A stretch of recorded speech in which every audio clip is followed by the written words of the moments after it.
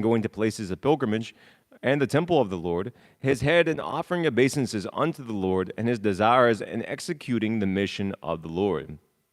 All these transited by the followers of the impersonalist path, but it becomes very easy and practical for a person in Krishna consciousness, as it is apparent in the above description of the engagements of Maharaj Ambarisha.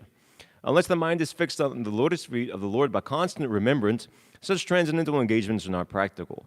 In the devotional service of the Lord, therefore, these prescribed activities are called archana, or engaging all the senses in the service of the Lord. The senses and the mind requires engagements. Simple abnegation is not practical. Therefore, for people in general, especially those who are not in the renounced order of life, transcendental engagement of the senses and the mind, as described above, is the perfect process for transcendental achievement, which is called yukta in the Bhagavad Gita. Om agyan timarandasya gananjana shalakya chakshur unmilitam yena tasmai shri gurave namaha Shri Chaitanya Manobishtam Stapitam Yena Bhutali Swayam Rupakadah Mayam Tadati Swapadantikam Vandiham Shri Guru Shri Tapatakamlam Shri Gurun Vaishnavamscha Shri Rupam Sagrajatam Sagana Rakanatam Vitam Tam Sajivam Sadvaitam Savadutam Parijana Saitam Krishna Chaitanya Devam Shri Radha Krishna Padan Sagana Lilita Shiva Shakan Vitamscha He Krishna Karuna Sindhu Dina Bandu Jagat Pite Gopisha Gopika Kanta Radha Kanta Namostute Tapta Kanjala Gaurangi Radhi Vrindavaneshwari Vrishabhanu Sute Devi Pranamami Hari Priye Vanshakapla Tubhyascha Kripasanubhyascha Patita Nam Pavnebhyo Vaishnavibhyo Namo Namaha Namo Om Vishnu Padaya Krishna Prishtaya Putali Shrimati Bhakti Vikasa Swamin Iti Namane Namo Om Vishnu Padaya Krishna Prishtaya Putali Shrimati Bhakti Vedanta Swamin Iti Namane Namaste Sarasvati Devi Gauravani Pracharne Nirvishesha Shunyavadi Paschatya Deshatarane Bhutir Mahadbirya Mafpuro Vibor Niramaya Shiti Yadamusha Purushaha Punkti Gunan Shodasha Shodashatmaka Solang Krishista Bhagavan Vachamsi Me. The translation once more. When the yogi, by practice of yoga, disciplines his mental activities and becomes situated in transcendence, devoid of all material desire, he is said to be well established in yoga. So Krishna here is, the chapter is entitled Dhyana Yoga. He's particularly, Lord Krishna is describing the eight-limbed system of yoga to Arjuna, the mystic sort of yoga, mainly involving the concentration of the mind on an object of meditation. Srila Prabhupada immediately, without touching on that so much yet, Srila Prabhupada significantly, he says, the activities of a yogi are distinguished from those of an ordinary person's from his characteristic cessation from all kinds of material desires, of which sex is the chief. So elsewhere throughout the Gita, and also so many times in conversations and different parts within his books, Srila Prabhupada explains that there's no question of spiritual life or yoga so long as one is addicted to sex, so long as one isn't controlling his sex desire and hasn't not exactly repressed, but has controlled the sex urge, there's no question of advancement in spiritual life. Because the basis of the whole material world is actually sex desire. Pumsastriya mituni pavametam tayor mitobi hridya granti mahuho atogriya kshatra suptapti viter janasya moho yam aham memeti. So this sex desire, this attraction between male and female, is the basic principle for material existence. And when male and female come together, unite, it's described there in the Bhagavatam that this hridya grantim, this hard knot in the heart, is formed. And elsewhere within the Gita 3.27 and its purport to prakriti krimanani, this ahankara vimudatma. So the same thing, this ahankara is what actually constitutes the heart, the knot in the heart. So the sex desire, it's as the verse is said, I was just quoted, Janasya moho yam aham memeti. Everybody is put into illusion by the sex desire. Due to a relationship between man and woman, Srila Prabhupada writes, there's a sense of illusion whereby one thinks this man is my husband or this woman is my wife. This is called hridya granti, the hard knot in the heart. This knot is very difficult to undo, even though a man and woman separate either for the principles of varnashram or they just get divorced. Still, the man and woman, they constantly think of one another. So as I've said, this knot is called the ahankara, false ego. And this false ego, it obliges us, or rather, principally, it forces us to become identified with matter, but it also makes us think that we can't live without such sense gratification. The word here today is used sarva kami and pyo, all types of sense gratification of which chief is sex. But the nature of this sense gratification, the nature of false ego, is that it bewilders us into thinking we can't live without it, whatever it may be. Whatever sort of sense gratification we're addicted to, an alcoholic thinks he can't live without his alcohol. Actually, some can't. They're so terribly addicted. So for somebody who's addicted to the latest electronics and constantly trying to get the latest thing, they can't live without the latest piece of tech on the block. Similarly, for those who are too much addicted to sex, the idea that I have to control sex desire is like something wonderful to them. It doesn't seem possible. But it's actually superficial to the soul, because sex, it's just on the bodily platform. And it comes about this, it's superficial, so to say. And so there's not in our heart that's created by this sex desire, this sex attraction. The Bhagavatam recommends to cut it. Vidyate hridaya granti shidyanti sarva samshayaha kshiyanti chasya karamani drishta ivatmaneshwari. Elsewhere in the Bhagavatam, Vidyate hridaya granti shidyanti sarva samshayaha kshiyanti chasya karamani mai drishta kilatmani.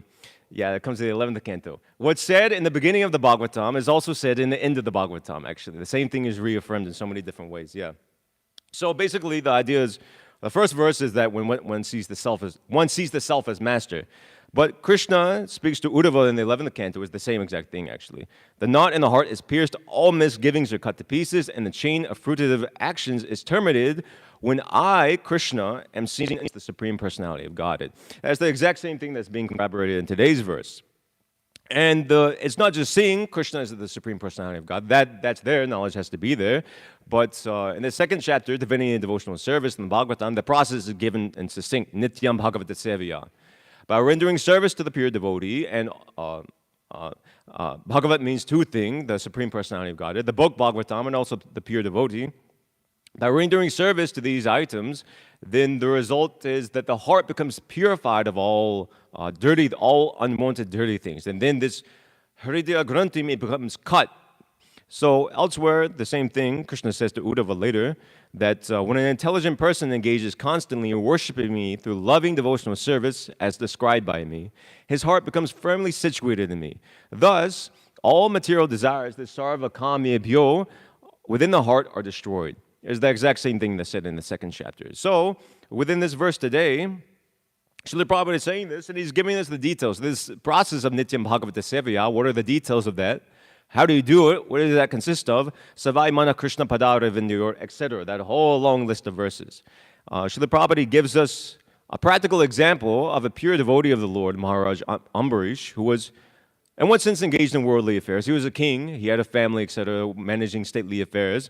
But his life consisted of that was there, but the chief object of his life, the thing that kept him going, was his devotional service to Krishna. And at every moment, he was rendering devotional service to Krishna in so many different ways.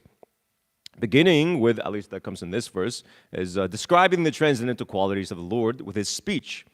So elsewhere, Srila Prabhupada, or actually Krishna in the Gita, he says, what is that? Just hear from me. That's also there, but what's the 7-1? How does that start? Yeah, Yogam Yunjan Marashya, Asamshayam Samagram Mam, Yata Gyasasi Tashtrinu. That simply hear from me. And elsewhere, Rupa Goswami, or Acharya, he's also given the same process, that in the beginning one has to hear from the spiritual master. So from hearing then becomes the describing. But principally, the process comes from hearing. From hearing comes all these other different processes that are listed here that Maharaj Ambarish engaged in. Engaging his hands in mopping the temple of the Lord, his ears in hearing the activities of the Lord, his eyes in seeing the transcendental form of the Lord. There are so many practical things, there were so many practical items of service that Ambarish Maharaj engaged in. Now, if you look at the verse today, if you can scroll up to the English again, or scroll down rather, and if you see the Sanskrit as well, but when the yogi, by practice of yoga, disciplines his mental activities and becomes situated in transcendence, devoid of all material desires, he is said to be well established in yoga. So Krishna is talking about yoga here. And he uses the word sarva kami bhyo, all, literally, if you take it, the translation, all desires. But Srila Prabhupada gives the translation, he clarifies rather, all material desires. So Srila Prabhupada, it's interesting. Because this verse is talking about how one established in yoga is, what is that? Sarvakami pyo. He's free from all material desire. He's all free from all desires. But Prabhupada here, he's giving the purport. He's clarifying there's not just all desires. He's free from all material desire. And if you look at the thrust of the purport, why is Prabhupada quoting these Savai Mana Krishna Padara Vindayo, is because he's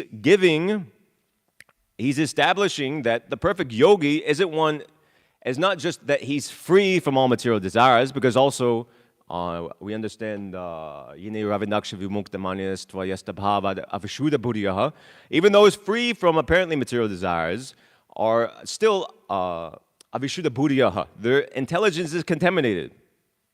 But Prabhupada here, he's saying that the perfect yogi is he who is free from material desires and he engages in Krishna consciousness. And the engagement in Krishna consciousness is also what frees him from material desires. So these two things that go hand in hand.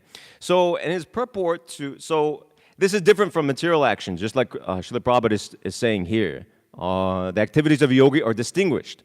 In 327, Srila Prabhupada says two men are working, one man in Krishna consciousness and one person is working in the material field. Superficially, it may look like they're engaged in the same activity, but he says there's a wide gulf of difference between the two. So similarly, the activities of a yogi, the perfect yogi, a Krishna conscious person, and activities of somebody just out in the world doing whatever, just engaged fully in material life, superficially it can look like they're similar, but they're completely different. Devotees, we deal with money, we deal with checks, we cook, we do so many different things that just, ordinary, everyday, average Joe people do, but there's a wide gulf of difference between the two. It's not on the same platform because the person, Srila Prabhupada writes in Prakriti Krimanani, the person in material consciousness is convinced by false ego that he is the doer of everything. He doesn't know the mechanism of the body is produced by material nature, which works under the supervision of the Lord. So the idea is that the yogi, he knows that the body is working under the Lord. He knows that the whole universal manifestation is working under the Lord, and he engages himself proportionally. He engages his mind in thinking, chiefly, the first thing, in thinking of the lotus feet of Krishna, and all the other activities come. Now, there are different schools of thought. Obviously, just by a dry reading of this chapter, not dry in terms of Srila Prabhupada's books, but you'll see scholarly translations or even impersonalistic translations. This is like the chapter for them, one of the chapters. Because it's like the standard process of yoga, It's well situated in yoga, but elsewhere we understand that it's not just this, again, referring to the cessation of all material desires. It's very, very difficult just to seize all material desires like that. If you could do it, we would have done it by now, but it's not as just simple as just willing it. Krishna says in the Bhagavad Gita, Klesho dikhatarastesham avyakta sakta chetasam avyakta hi gatir dukkam dehavad bhiravapyate. For those who try to just seize the material desires without focusing on Krishna, who try to just eliminate. For them, and body beings specifically, for those who take up this path, this impersonal way is very, very difficult.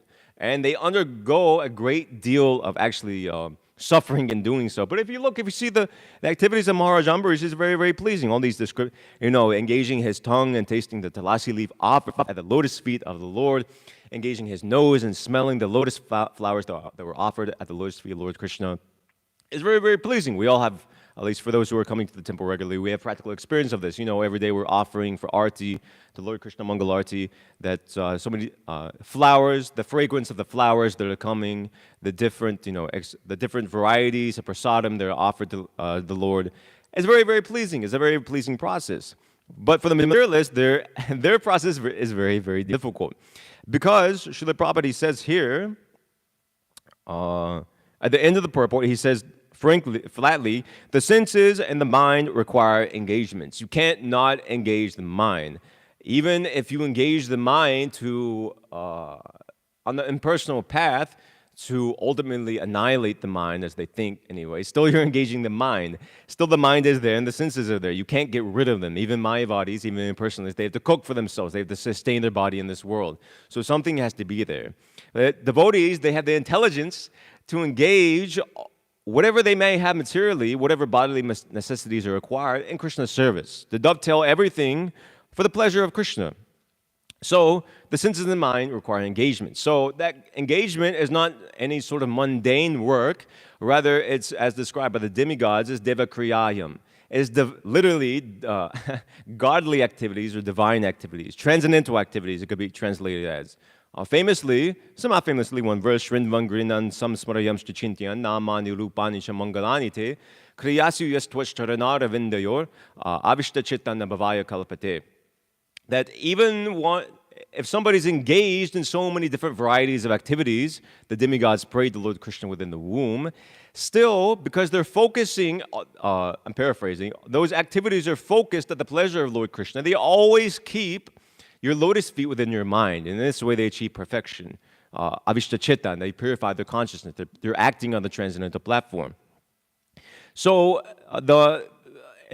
succinctly, activity in Krishna consciousness constitutes actually focusing the mind, actually purifying the mind, and this is real samadhi, Prabhupada writes in the purport. So elsewhere in Bhagavad Gita 3:1, in reference to Arjuna's doubt, or 4:1, one of the two, I forget. So Arjuna had this doubt. First, Krishna instructed Arjuna to seemingly, he was giving him ideas of vairagya, or renunciation, to become detached and like this. And then Lord Krishna advises Arjuna, he tells Arjuna to fight. So Arjuna was perplexed as to what to do. So Srila Prabhupada, in the first, explaining the situation, succinctly, he says, one should engage in practical service to the Lord. This is the resolution to Arjuna's predicament. So it's the same predicament for us. How to get out of so many different material, all the sarma kamebhya, all these different varieties of material desires is engaging in practical service to the Lord. By doing so, our intelligence is purified, our real desires fulfilled, whether materially, but principally spiritually, and we make advancement in Krishna consciousness. This movement is meant for activity. Famously, it's called the Hare Krishna movement. You know, we hear of so many different movements. A movement is not something stagnant or still. Usually when we hear the word movement, it's just like suffrage movement, so many different rights movements that are going on now, gay rights, etc., like this. So with a movement, it's not like a Krishna conscious yogi is not a stereotype in that he just sits and like meditates on the tip of his nose, or even the stereotype of a trite conception of that he just sits in one place and focuses his mind entirely on the lotus feet of Krishna. Maharaj Ambarish was doing, but he was also doing so many other different things. So the Hare Krishna movement entails that there's a goal, there's a process, and there's some aim. So within this movement, there's so many different services devotees can engage in. There's so many different varieties of activities that we can engage in. We should engage in, actually, is needed. Our mission is very, very vast. And Srila Prabhupada has created, mercifully, a very great opportunity for all of us. So it could be postulated that hard work is required only for neophytes, and that when we advance in devotional service, primarily, or like elevated devotees, they withdraw from activities, worldly activities, and primarily they just engage in hearing and chanting, and they stick to their own bhajan. But this is, if we see the activities of Maharaj Ambarish, he didn't do that. He was constantly, throughout his life actually, he was engaged in so many different activities, and still, despite that, he always engaged his mind at the lotus feet of Lord Krishna. He did so many other different things. Maharaj Parikshit, as we're hearing every single morning, is the same thing. Throughout his life, he was always thinking of Krishna. In different ways, he was managing the similar situation to Maharaj Ambarish. He was a king.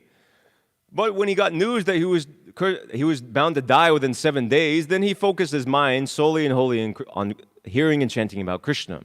So these perfect, and so many other different examples are there. Just that Srila Prabhupada, our Acharya, he was an exemplar in this, in that he was constantly engaged in so many different varieties of activities in Lord Krishna's service. He was cooking.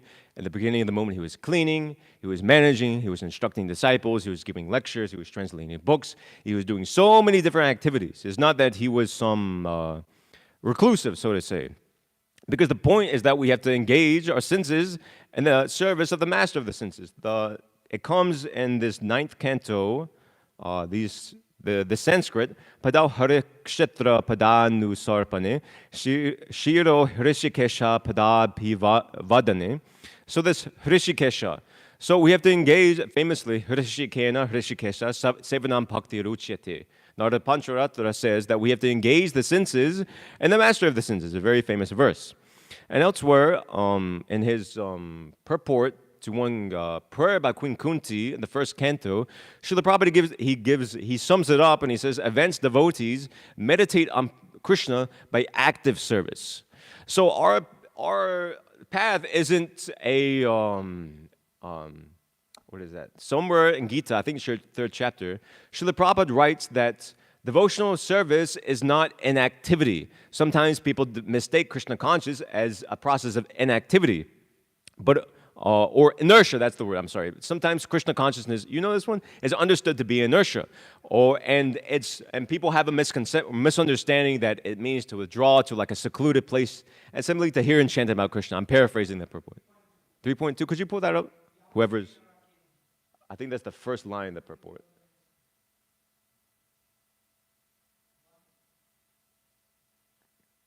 The purport.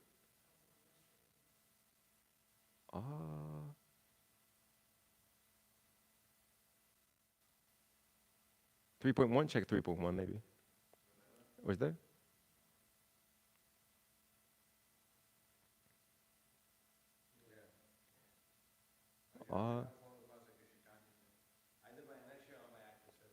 So that's there. So Srila Prabhupada, go to the previous verse. I think there's another elaboration in the first. Keep going down.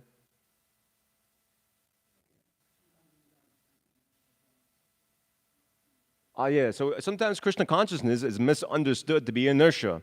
And one with such a misunderstanding often withdraws to a secluded place to become fully Krishna conscious by chanting the holy name of Lord Krishna. But without being properly trained in the philosophy of Krishna consciousness, it is not advisable to chant the holy names of Krishna in a secluded place where one may acquire only cheap adoration from the innocent public. So I'll stop there. So that's the point. Krishna consciousness is not, as is again exemplified by Maharaj Ambarish, is not a process. Again, it's a movement. It's not inertia. Rather, it's constant engagement. Srila Prabhupada, in his poem he wrote in Vrindavan before coming to the West, Vrindavani Bhajan, he referred to this process, this secluded process of devotional service, as a world-cheating process of the Kanishta Adhikaris, or neophyte devotees, in other words, following the example of his own spiritual master. So this seclusion, that's there, that's also there, the process of when one becomes advanced in devotional service, and as Srila Prabhupada just wrote there, when one becomes trained in philosophy. But still, if we examine past saintly persons, past acharyas, mainly they didn't do so. Only in very rare circumstances and very near the very fag end of their lives, as Srila Prabhupada uses that word. But we see Srila Bhaktisiddhanta up to the last breath of his life practically. Srila Prabhupada himself, literally up to the last breath of his life, preaching Krishna consciousness, actively engaging in Krishna service. And you see, what was the result? Krishna becomes pleased. Krishna is pleased when devotees render service to Krishna has a mission, and Krishna wants to see his mission fulfilled. So when devotees engage in the movement aiming to fulfill the mission of Lord Krishna, the mission of Lord Chaitanya, and the mission of the spiritual master, the orders of the spiritual master, Krishna becomes greatly pleased. In fact, he's more pleased upon those devotees. Those devotees are more favored who aim to satisfy Lord Chaitanya by such a process than those who withdraw for their own personal benefit. Srila Prabhupada, somewhere in the Chaitanya Charitamrita, he writes that it's more important to go and preach, to engage in the service of Lord Jagannath, rather than go to the temple of Lord Jagannath and just see him for one's own personal sense gratification. It's more important to preach the process of Krishna consciousness all over the world than to reside in Vrindavan or Jagannath Puri for one's own benefit. So that's there, but we could extrapolate that or expand that, that it's more important. Of course, preaching is the highest service, of course, but all varieties of service, so many different things are there, and so many different things are needed in the Sankirtan movement.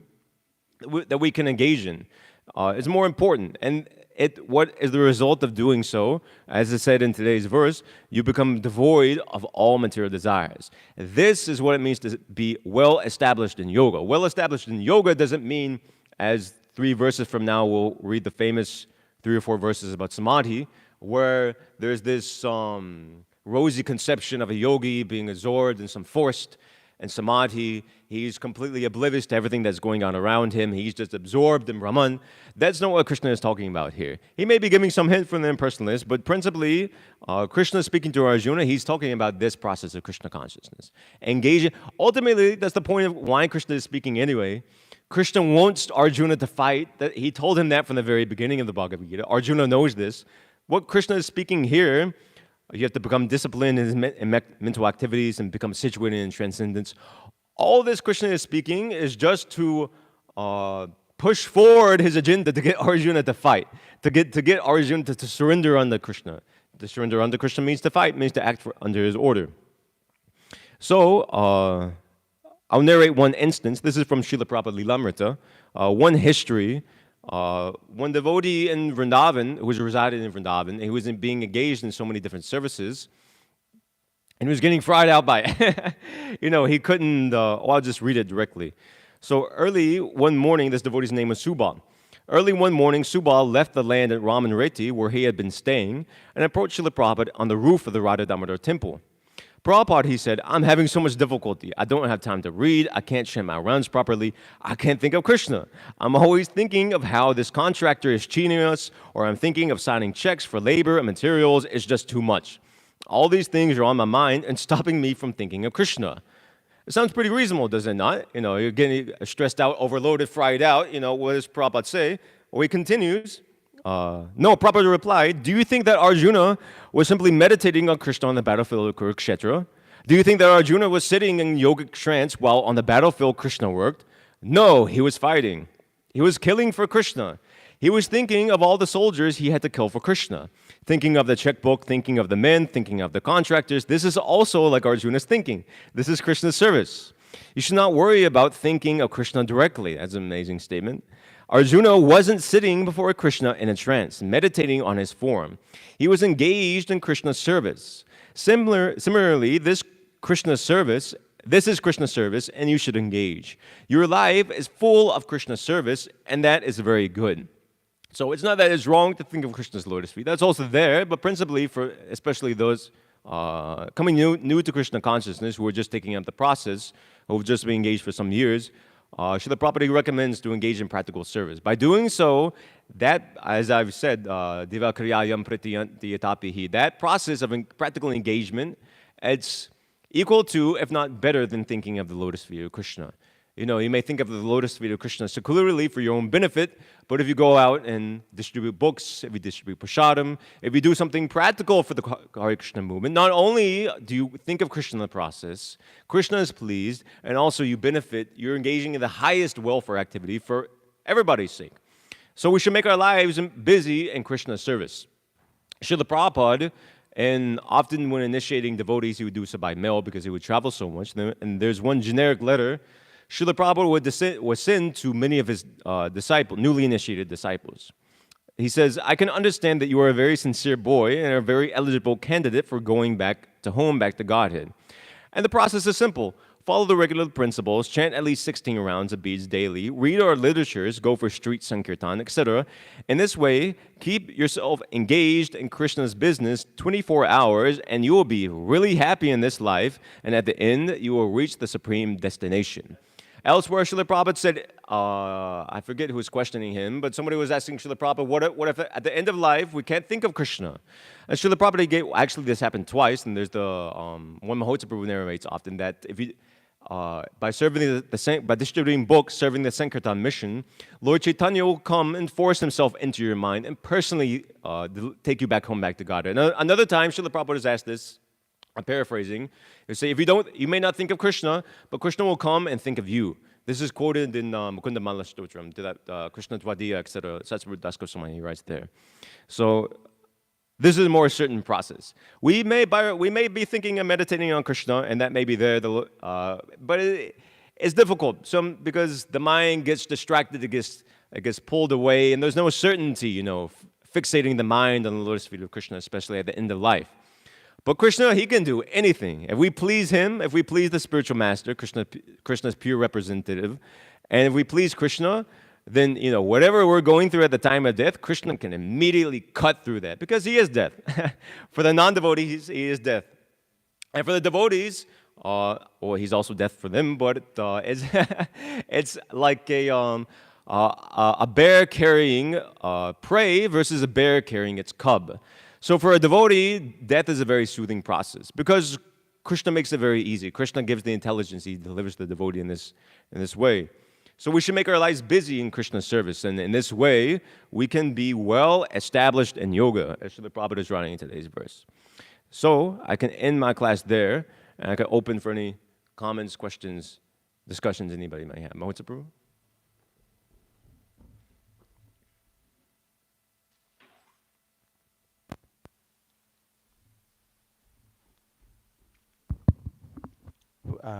What was that quote you were speaking about just now, where Prabhupada said, an advanced devotee meditates upon the activity by. Oh yeah, this is it's Srimad Bhagavatam 1:8-19 Maya Javanikachanam is at the end of the verse. Srila Prabhupada talks about generally neophytes, they come to temples. Queen Kunti's prayers. They come to temples, the temples of neophytes to come and worship the Lord in the temple. But advanced devotees, they render service. I have it here.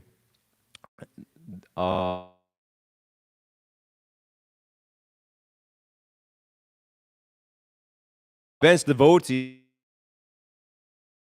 Yeah, I was thinking so much. I was even talking to Abhi and Trace about this. Just every sentence in Prabhupada's books is every purport is actually like a shloka, And it's just amazing that today's verse that we were reading, the entire series of verses ends by saying, Amrish Maharaj engaged everything by focusing on the mission of the Lord. Yeah. So that's the verse that Prabhupada is quoting in that purport. Yeah.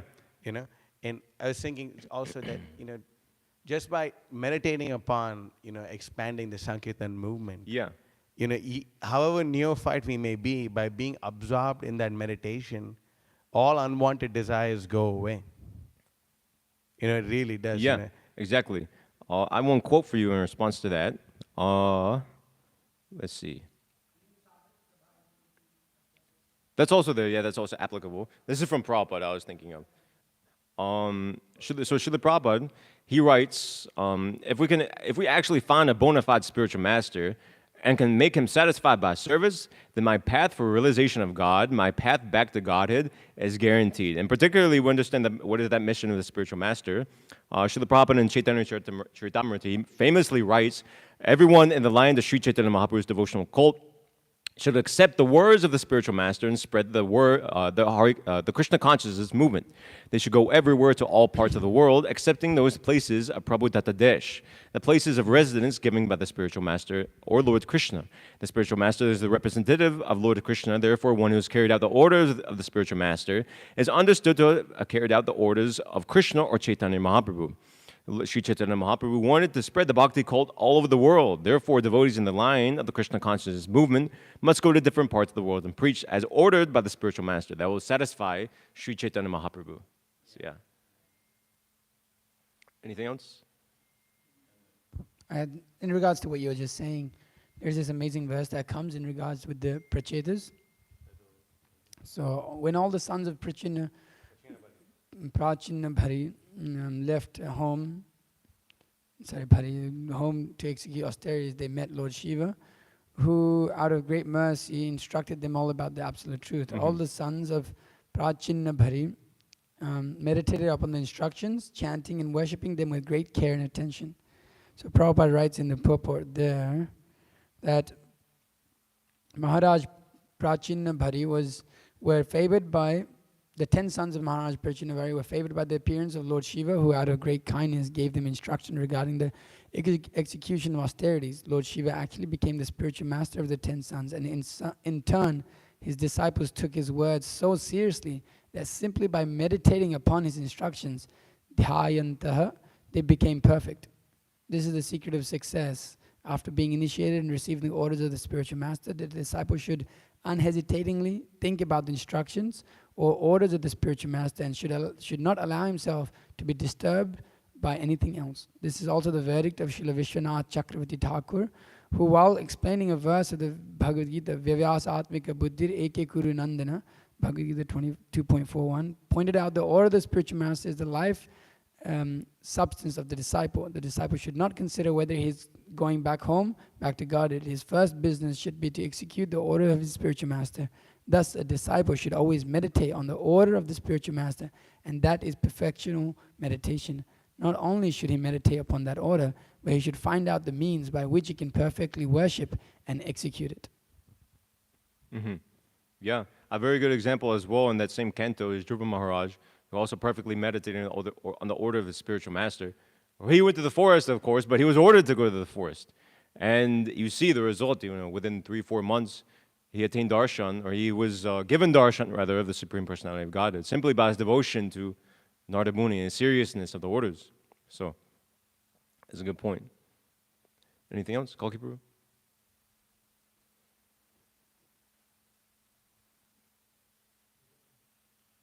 Hare Krishna. Hare Krishna. I just have a question, just based on those purports you read and everything. Yeah. So, generally we talk about, making the spiritual master's instructions and orders one's life. Mm-hmm. So someone may ask, like, is it like, devotees have like asked me, and it's like a common thing, like, is one supposed to go to the spiritual master and ask for like specific life instructions, or like what exactly, how does that translate into one's life exactly? Well, different ways, that's also there. Specific devotees may have specific instructions, but generally, the most important order of the spiritual master is to chant 16 rounds. Srila Prabhupada writes that, I don't know the exact quote, but in the Chaitanya Charitamrita, the most important. So that's there, chanting 16 rounds, falling for. Actually, Srila Prabhupada, he said many times that just by following this, and of course reading the books he would add, but different times he would add different things, but just these two things, falling for Rex, chanting 16 rounds, you're guaranteed to go back home, back to Godhead. He would say so many different times. Now he would add different things at different points, going to Mangalarti, eating Krishna Prasadam, reading the books, going for Sankirtan, some things like that. But these are like general orders. And as well, there's so many different orders. Srila Prabhupada, he's said so many different things. Our own spiritual masters, they give so many different orders, general standing orders. Generally, they don't speak different from Srila Prabhupada, but it's time and place, and of course to the specific emphasis that's there. But one principal thing is understanding the gist, or like in other words, without being stereotyped, like the mood of the spiritual master and what he's trying to impart, and even if one, like, for example, Srila Prabhupada was very emphatic about book distribution. Now, for a grahasta who's working, sustaining his family, kids, working a job, it can be very difficult to actually practically engage in that. So it's not that by sustaining his family that he's not making the instruction of the spiritual master one with his heart, but actually Srila Prabhupada also wanted Krishna conscious families and like that. So one devotee may be engaging in book distribution all the same, and another in farming, but it's like overall it's the imbibement and understanding of what the spiritual master wants, pushing forward his mission, helping others like push forward his mission. Is that making sense? Is that kind of like clear? Okay, that's what I would say. So there was something else? Avadut Chandra Prabhu? Prabhu, just kind of something like continuing in the same vein. Srila Prabhupada inherited that same mood from his revered spiritual master, and in these purports you were speaking about inertia. And I haven't read these works, but it seems like Srila Prabhupada was getting that mood from Srila Bhaktisiddhanta in these prayers called Hey Dushtamana. Mm-hmm. Yeah, exactly, yeah. Prabhupada, Basically, just he embodies his own down. spiritual master, yeah.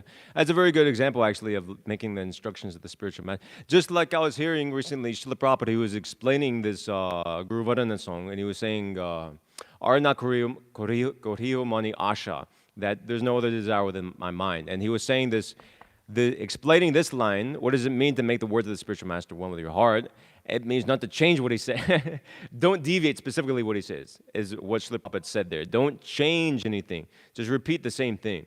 So at least and you see Srila Prabhupada, he didn't change a word from what, superficially he presented it differently, but the exact same thing that Srila Bhaktisiddhanta Saraswati Thakur gave, exact same thing Srila Prabhupada gave. Exact same thing Srila Prabhupada gave is bona fide representatives are doing. So it's two, to make those instructions one with our heart. It means to also do the same thing. Just keep repeating the same thing. Don't change it, whether it be us preaching to others or don't mentally change those instructions for our own life, if that makes sense. In other words, we shouldn't run away with conceptions that, like, Srila Prabhupada said this, but now it's different, etc., like that. So that's one way to explain, yes. Famously, Srila Prabhupada used to say many times that I blindly follow, like Maharaj many times said, I blindly followed my Guru Maharaj with regarding the book publication. Yeah. This was the instruction which I took. Although before meeting my Maharaj, I knew how to worship Krishna, all those things, but specifically this, he liked these books. Many times Prabhupada used to say, my Guru Maharaj likes books. So if you have many print books, so from there all instructions came. Yeah. Yeah, it's interesting actually, this quote. Often, so many times actually, Srila Prabhupada would urge his listeners, particularly in the West, that like you don't accept this blindly. And he will quote this, what is this? This is Gita 7.1 anyway. Maya Sakti Manaparta, etc. like this. And he would say, listen, consider it, apply your intelligence, and at least in this matter, he said, I follow this blindly. It's interesting. So. There was something in the back. I think one more question from the men. Okay, good. We can go to the women.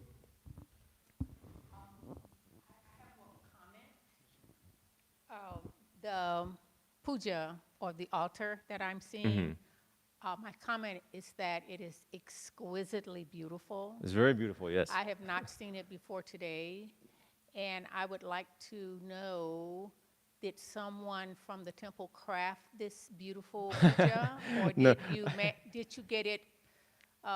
Was it manufactured somewhere, especially for your temple? India. It was manufactured in India by, I don't know specifically the source, but it was made in India. We got it over. It's very, very beautiful. You can see, engaging the eyes and seeing the beautiful form of the deity, as well as Bhakti Nali,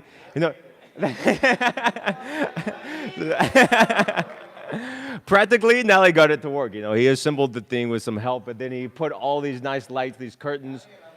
He put the pictures up. I would do it as well. And then Radha Damara accepted this. It is exquisite, and I thank you for it, because I guess it appeals to my latent bhakti nature, because it's just so beautiful. I can't stop looking at it. Yes, beautiful. So it's very sweet and very nice. So thank you for that. When you decorate Krishna, you decorate yourself. Tachtatmani prati mukhasa yata mukhashrihi. It's just like if you decorate your face in the mirror, your own face is decorated. So when we beautify Krishna nicely, it's for our own benefit, just like that. So, anything else from the women's side, or yes?